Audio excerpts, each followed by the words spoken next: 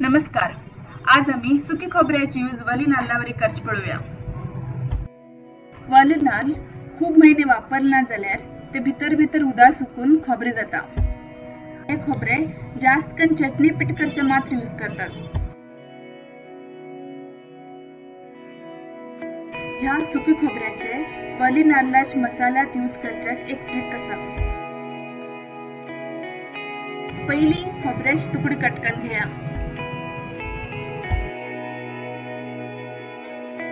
हे तुकडे 8 ते 10 तास उदका भितर भिजवून दवरा. 10 तासानंतर खोबरे अशी दिसया लागता. खोबरे उदा पुरे ओढ घेऊन जाड जाता. ते वली नाल्लावरी दिसया लागता.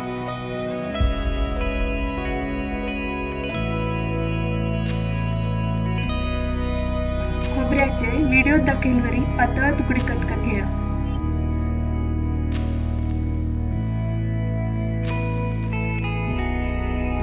हे मिक्सरात उदा घालनशी खरखरी वाटून घेवचे.